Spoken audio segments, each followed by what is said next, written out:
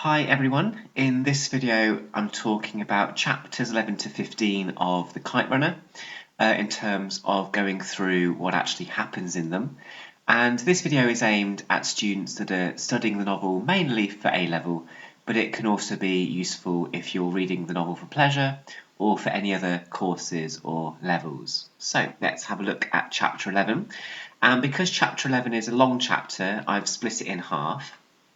So the narrative by this point jumps forward again to the early 1980s, and significantly as well, the setting now changes from Pakistan in chapter 10 to USA in chapter 11. So that means that Amir and Baba eventually manage to get to the west from the Middle East, alive and well.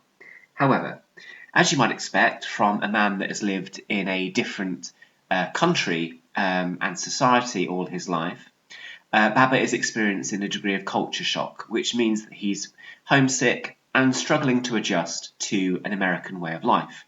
For example, needing ID in a shop to buy things instead of using notches on a stick. And that's why Baba causes a scene in the Newen shop. So whereas Baba, I think, struggles to acclimatise to America, understandably, to begin with, Amir uses America as a way to not only escape the past, but to also complete his education. He graduates from high school in 1983, a little bit late, but that's understandable. And he also, of course, eventually goes into college and goes into creative writing. So America does offer Amir a chance to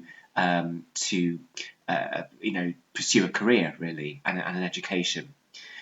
To reinforce the experience of immigrants, this chapter is useful because Baba gets a job in a gas station, which is of course quite menial work, which a lot of people would not choose to do voluntarily. So despite Baba being a wealthy Pashtun who was quite entrepreneurial in Afghanistan, he's having to settle for this kind of work in America, which is ironic in a way, seeing as America is supposed to be the land of opportunity. Baba also refuses to take state welfare, such as food stamps, because he doesn't want to be dependent on others. A change in setting perhaps is a reason why Amir and Baba's relationship begins to thaw a little bit, perhaps because Baba relies on Amir, for example, to speak English. And one of the ways in which that thawing of their relationship is seen is when Baba attends Amir's graduation and buys him a car so he can get to college. And he says, I took his hands in mine, squeezed it, showing for the first time, really, this kind of more intimate father-son relationship.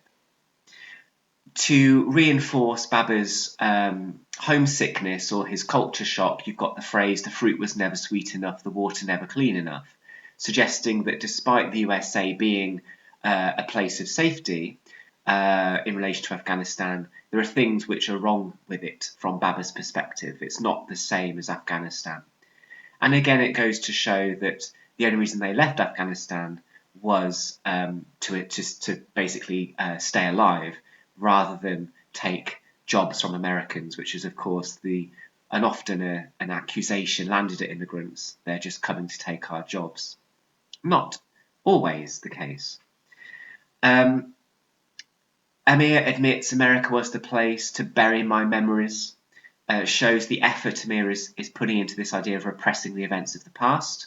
And what's also interesting here is that President Reagan, who was a president at this time, is reported in calling the Soviet Union the evil empire, which reminds me that sometimes political leaders are elected because they pursue this idea that they're some kind of strongman, and because they are straight talking. And I don't think we have to think very hard in terms of who has been in power recently in America, which goes to show that same kind of characteristic. If you're fearful, the public often wants somebody that appears strong to put your country first. Second half of the chapter Again, really continues with the first section about the adjusting to America. Every time Baba says Hassan's name, um, it's almost like a strangulation effect on Amir, because it's almost like steel hands were clamping Amir's windpipe when Amir's name is mentioned. Um, and you also have the juxtaposition between Amir and Baba shown in "My student hand clean and soft, on his labourer's hand grubby and calloused," shows the difference between father and son. Baba doesn't quite understand why Amir wants to study creative writing or English. It's often the case, I know, from parents when their children say, "I want to study English." Sometimes their heart sinks a bit, because English is not like politics or law or maths or science. Sometimes parents struggle to see the point in studying English, but that's a whole new story, different story. Um, and eventually, though, Baba does allow Amir to pursue that course. We then move to the flea market, and to make some extra money, Baba and Amir go around buying junk, basically, to sell it at a profit, and they go to this flea market every Saturday, and that's important because that's where Amir sees Soraya for the first time, who becomes his wife later on. Along with Soraya, we also meet her parents, General Iqbal Tahiri, who is a bit of a domineering force in the novel, a proud Pashtun. And we also meet Soraya's mother briefly, who is actually a lot more lovely. We become aware that Soraya has some kind of past. We don't quite know the full picture until later, but there's a reason why Soraya hasn't had any men wanting to go out with her since something happened in the past. So there's something going on there. We do actually find out what it is a bit later. And it goes to show society's double standards. A man can sleep around to enhance his kind of machoism, whereas a woman will be seen as somebody who is kind of irredeemable, or sleeps around in a negative sense. Interestingly, if you're talking about this novel autobiographically, this part of the novel is set around San Jose, which is where Hesina's family settled in the 1980s. And this is also where he attended high school, college, and medical school. So clearly there is a autobiographical link here. Hesina is writing about something that he is familiar with, perhaps. Again, another interesting point is Soraya shares her name with a former Queen of Afghanistan, who was an early and powerful champion of women's rights. So again, a conscious decision there to name that character Soraya because of that interpretation. Chapter 12 begins to demonstrate the way in which Emil wants to approach Soraya. So he's can't get her out of his head, can't get her out of his head. He's really kind of trying to pursue relationships and conversations with her. He asks if she would want to read one of his stories, and she does. And really, Amir kind of counts the week down until Saturday so he can see her. Interestingly, Soraya tells Amir that she wants to be a teacher because she helped a child to read and learn the alphabet, and of course that conflicts with how Amir almost manipulated Hassan into giving the wrong definitions of words. He could have taught Hassan how to read but chose not to. And at this point, General Tahiri appears ominously and says that everyone in the market is watching him, meaning that he better be careful, because if he does something wrong, General Tahiri is going to know about it. In terms of Baba, unfortunately, Baba's health begins to deteriorate. He's diagnosed with lung cancer, and it's terminal. And again, because of his pride, he does not want chemotherapy. One last fatherly duty, though, is to approach Soraya's parents in Castagarai in order to seek permission for the two of them to marry. And they agree, so it's very, very happy. And after the proposal, Soraya tells us about what happened when she was 18. She ran away with a man from Virginia, and that's why no men are interested in her, because she's almost viewed as kind of damaged goods. I suppose all the men want to be claiming to take her virginity, and that's not going to happen. And even Amir says his pride was dented a little because she's already been with the man. But based on that, it would be hypocritical for Amir to chastise Soraya too much, because of course he's also got skeletons in the closet which he doesn't want to admit. So he's almost envious of Soraya's bravery, whereas he keeps his mouth shut about what happened with Hassan.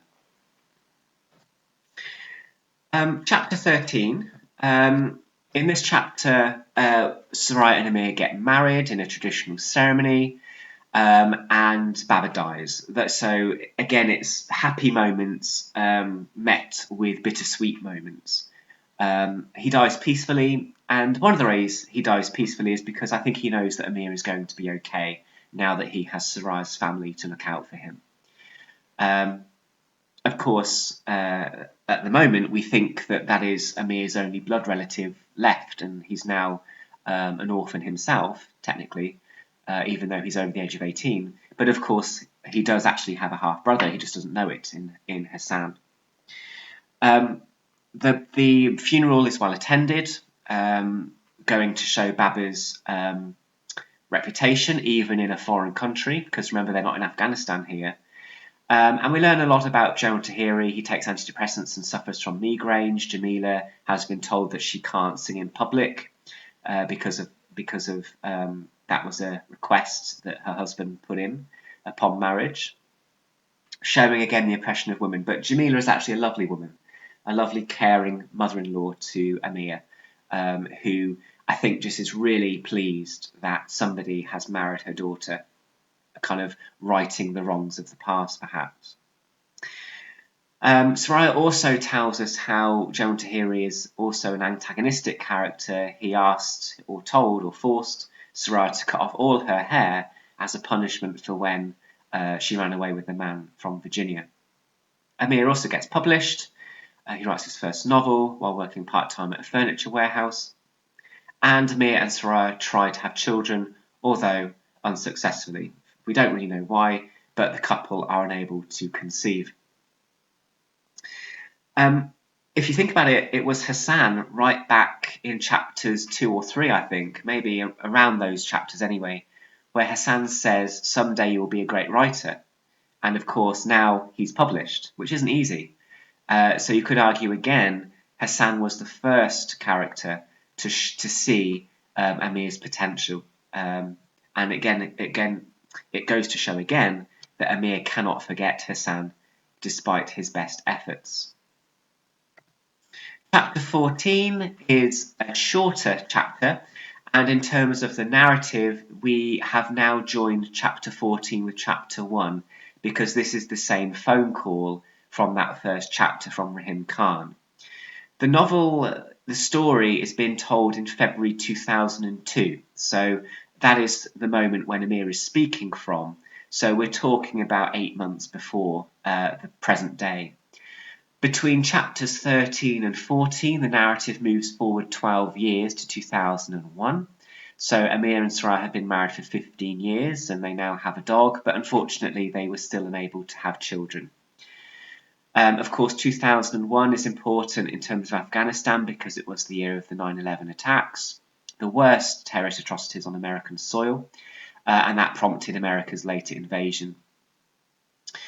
The phone call from Rahim Khan is explained in a little bit more detail than chapter 1. We learn that Rahim Khan is sick, so time is ticking, and we learn, therefore, that Rahim Khan must have some things to say to Amir, although not just things to say, because he could have said that over the telephone or sent a letter.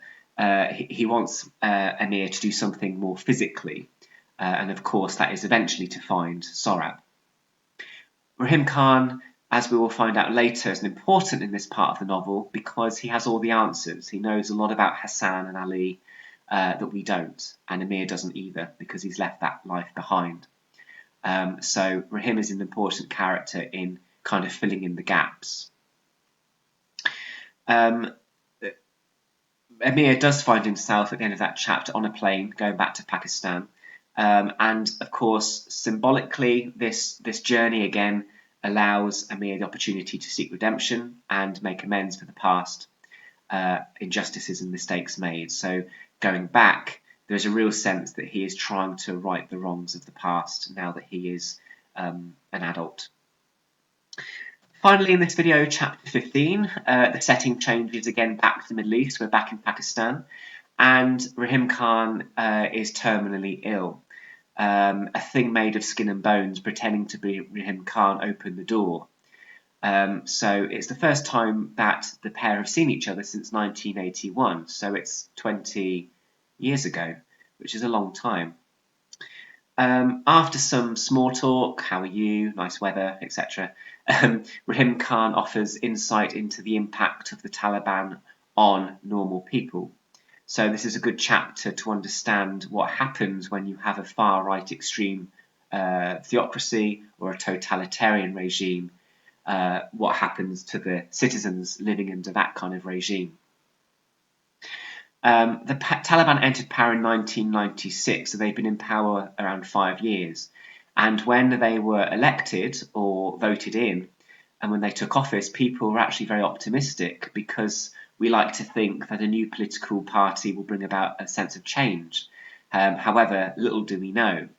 And there is the argument, of course, that you should judge a political regime after it's been in office rather than before, because you don't actually know what's going to happen once people get in power. It's far easier to vote people into power than get them out again.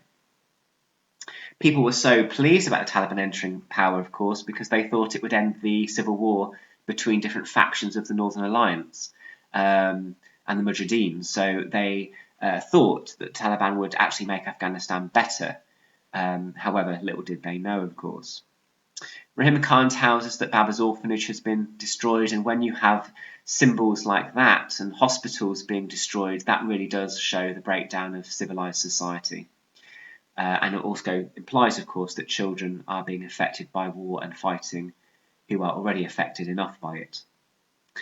Amir tries to get Rahim Khan to go back to the USA with him to have, I suppose, healthcare, a better standard of healthcare, but he refuses.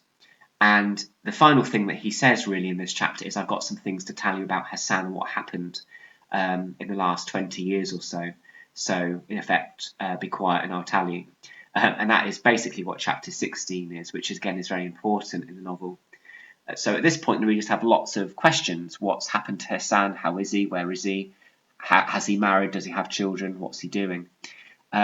So chapter 16 is going to help us answer those questions. The phrase "they don't let you be human," of course, shows how Taliban rule has introduced a totalitarian dystopia to the region and its people.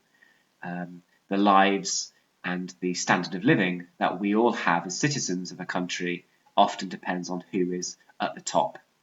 So again, that relationship between the large world and the small world, the society versus the individual.